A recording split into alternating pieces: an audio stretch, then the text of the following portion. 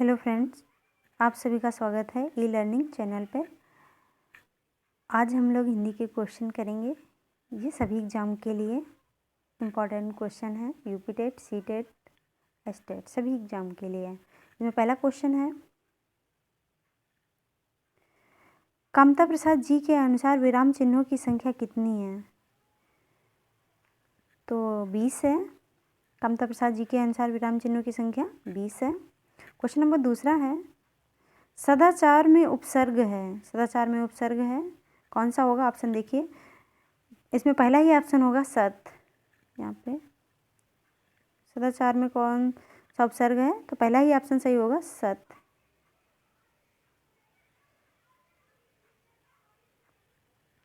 यहाँ पे हलंत रहता है, पहला ऑप्शन सही होगा, सत उपसर्ग है। क्वेश्चन नंबर तीसरा है, चौपाई के प्रत्येक चरण में कितनी मात्राएं होती हैं? कितनी मात्राएं होती हैं? 16।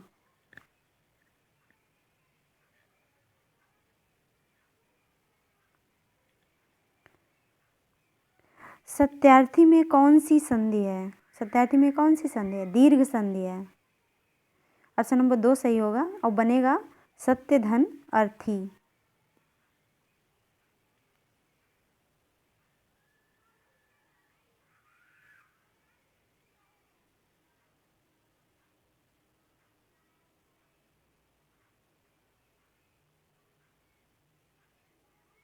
क्या हो गया? सत्यार्थी। दिनों दिन में समास है। दिनों दिन में कौन सा समास है? इसमें अव्ययी भाव समास है। अगर यहाँ पे होता रात दिन, होता रात दिन, तब हो जाता द्वंद्व समास। ठीक है, तब क्या हो जाता? द्वंद्व समास। क्रिया कैसा शब्द है? क्रिया कैसा शब्द है? क्रिया जो है एक विकारी शब्द है, यानी कि लिंग वचन आदि के आधार पे ये बदल जाते हैं। और ये कौन कौन से होते हैं? इसमें होते हैं संज्ञा, सर्वनाम, क्रिया, विशेषण। ये चार जो होते हैं ये विकारी शब्द। अविकारी को अव्यय भी कहते हैं। इसमें आते हैं क्रिया, विशेषण, संबंध बोधक, विषयान्त बोधक, ये सब इसमें आते हैं। रचना की दृष्टि से क्रिया के भेद हैं। कितने हैं? 2 भेद होते हैं। अगर यहाँ पे पूछता रचना की दृष्टि से क्रिया के भेद हैं तो 2 हो गए। अगर यहीं पे पूछता रचना की दृष्टि से धातु के भेद हैं तो 3 हो जाता।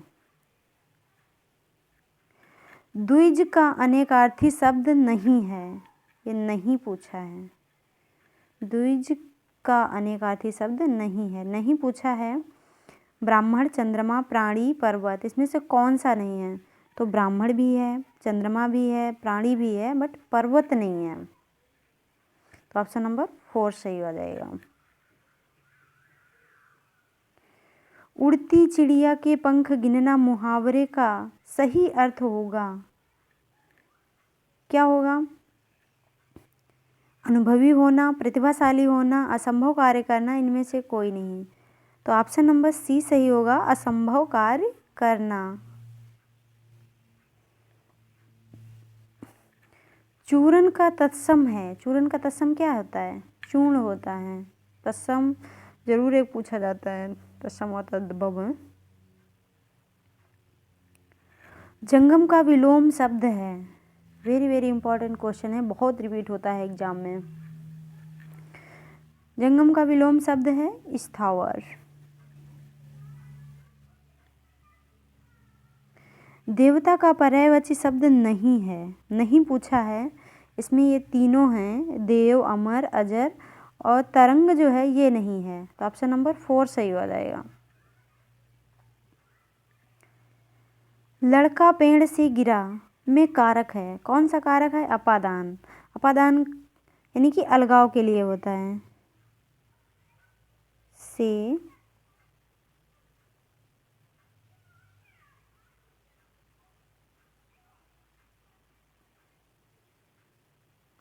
से अलगाव, ठीक है। देवता का पर्यायवाची शब्द नहीं है। अच्छा, ये तो हो गया था, इसमें ऑप्शन नंबर 4 सही है। ये तीनों हैं देव अमर अजर। ठीक है। चारु चंद की चंचल किरणें खेल रही हैं जलथल में अलंकार है। कौन सा है इसमें? रिपीट हो रहा है। चा चा देखो लगातार है, तो कौन सा होगा? अनुप्रास अलंकार।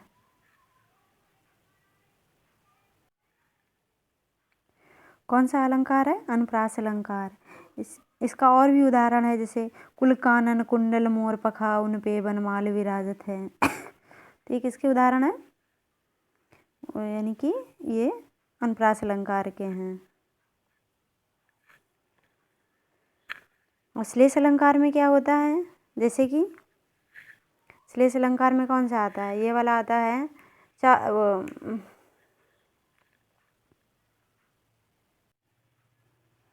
श्लेष अलंकार में आता है चरण धरत चिंता करत चितवो चारी ओर सबरन को ढूंढत फिरत कवि वे बेचारी चोर। ये किस में आएगा? श्लेष में आएगा। ठीक है। एक शब्द यानी कि चिपटे हुए होते हैं, एक शब्द से जुड़े हुए होते हैं।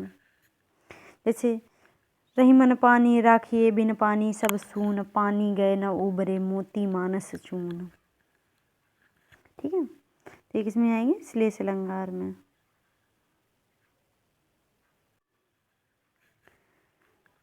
अगला क्वेश्चन, कवि का स्त्रीलिंग शब्द है। ये बहुत इम्पोर्टेंट क्वेश्चन है, क्योंकि ये शुद्ध वर्तनी के रूप में भी पूछा जाता है कि कवि का स्त्रीलिंग रूप है। कौन सा इसमें है? देखिए जरा पढ़िए, कौन सा इसमें सही होगा? इसमें सही है, इसमें तीसरा ऑप्शन सही है, कवयित्री। ठीक है। निम्नलिखित में से गेहूं का तत्सम क्या है?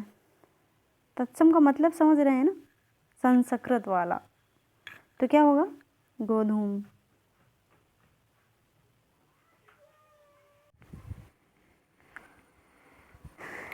चारु चंद की चंचल किरणें खेल रही हैं जलथल में।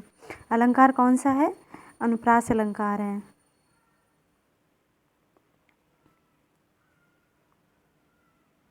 अनुप्रास अलंकार है। जैसे कि इसमें जो है व्यंजन वर्णों की आवृत्ति हुई है। जैसे कि कुल कानन कुंडल मोर पखा उन पे वनमाल विराजत है, ये क्या हो गया? ये भी हो गया अनुप्रास अलंकार। श्लेष अलंकार में क्या होगा? जैसे चारु चंद की चंचल किरणें खेल रही, ये तो अनुप्रासी है। चरण धरते चिंता करे चितवों चारी हो और सबरन को ढूंढत फिरत कवि व्यवचारी चोर, ये क्या हो गया? अनुप्रास अलंकार, ये श्लेष अलंकार हो गया। रही मन पानी राखिए बिन पानी सब सून पानी गए न उबरे मोती मानस शून, ये क्या हो गया?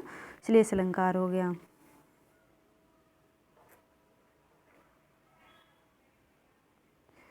कवि का स्त्रीलिंग शब्द है। ये वाला जो क्वेश्चन है इसको शुद्ध वर्तनी में भी पूछता है, ये इम्पॉर्टेंट है।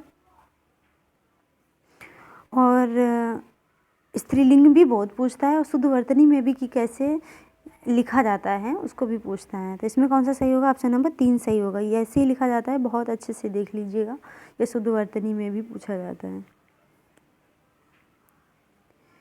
गेहूं का तत्सम क्या होगा? गेहूं का तत्सम क्या होगा? गेहूं का तत्सम होता है गोधूम। यानी कि तत्सम का मतलब संस्कृत जैसे वर्ड, संस्कृत। कोकिला का तद्भव निम्नलिखित में से क्या होगा? कोकिला का इसमें होगा कोयल। इसमें ऑप्शन ही 2 ही लिखा हुआ है।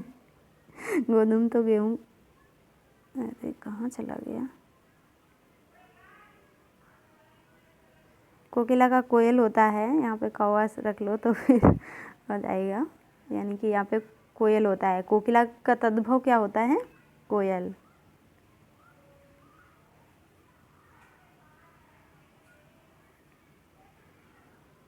जो इंद्र पर विजय प्राप्त कर चुका हो उसे क्या कहते हैं? इंद्रजीत।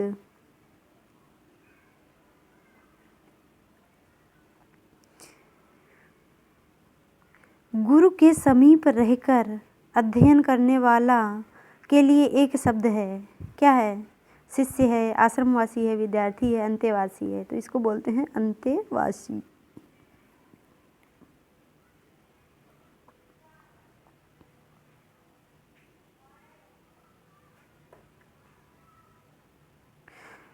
क्वेश्चन नंबर 21 है, जो पूजा के योग्य हो उससे कहा जाएगा, क्या कहा जाएगा? पूजनीय। पहला ऑप्शन सही है। कुछ लोग इस ऑप्शन को भी टिक कर देते हैं, मगर ये सही है। शुद्धवर्तनी में भी अगर पूछता है, ये क्वेश्चन शुद्धवर्तनी में भी पूछता है, तो शुद्धवर्तनी में भी पूजनीय ऐसे ही लिखा जाता है। कुछ लोग बोलते हैं पूजनीय, पूजनीय नहीं होता है, पूजनीय होता है। ठीक है। शांत रस का स्थायी भाव है, शांत रस का स्थायी भाव क्या होता है? निर्वेद होता है। क्या होता है? निर्वेद। शांत रस का स्थायी भाव निर्वेद होता है। अब इसको निवृत्ति भी कहते हैं या निवृत्ति भी कहते हैं,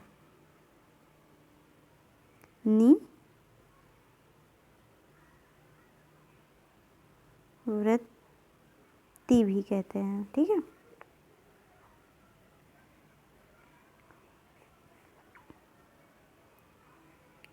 माला फेरत जुग भया, फिरा न मन का फेर, कर का मन का डारी दे, मन का फेर। कौन सा अलंकार है बताइए? तो ये कौन सा अलंकार है? यमक। देखो यहाँ पे आ रहा है मन का, जहाँ पे शब्दों की एक यानी कि एक से अधिक शब्द हैं, उनका अर्थ भी अलग अलग हो, तो वहाँ पे क्या होता है? यमक। जैसे कनक कनकते सौगुनी, वही। इसमें पहले मन का अर्थ है माला का दान और दूसरे मन का अर्थ है हृदय।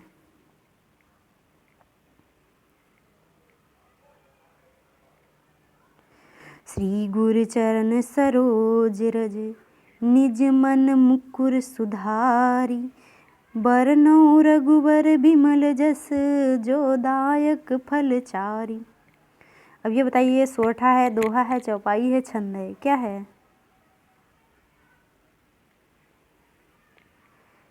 तो ये दोहा है।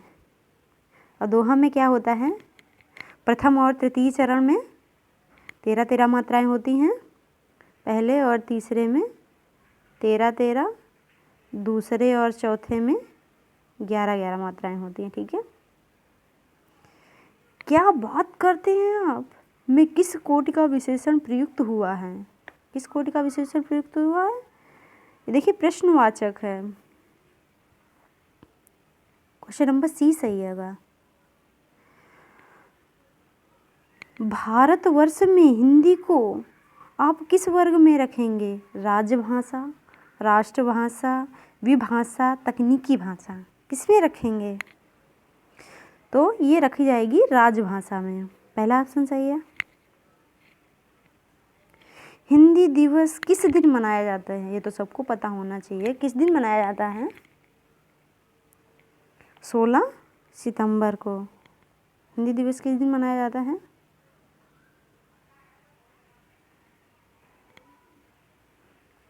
हिंदी दिवस किस दिन मनाया जाता है? 14 सितंबर। मलिक मोहम्मद जायसी की रचना है, कौन कौन सी रचना है?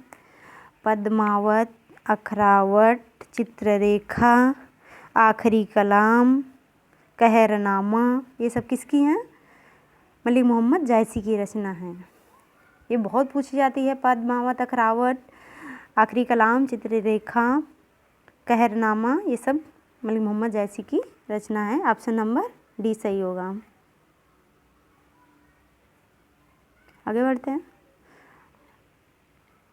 अनुकूल का विलोम शब्द है। अनुकूल का विलोम शब्द क्या होता है? प्रतिकूल होता है, सभी को पता है। ऑप्शन नंबर सी सही है। ऑप्शन नंबर सी सी सही है। ठीक है,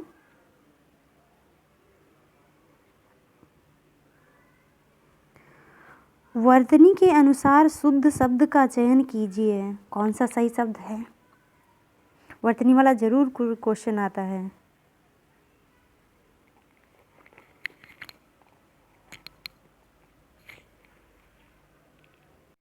कौन सा सही ऑप्शन है? ऑप्शन नंबर बी सही है। पुरस्कार ऐसे लिखा जाता है। लास्ट क्वेश्चन है, क्या हो गया? तिलक लगाने में किस अन्न का प्रयोग किया जाता है? तो अक्षत का, यानी कि चावल। चावल भी आ सकता है ऑप्शन में।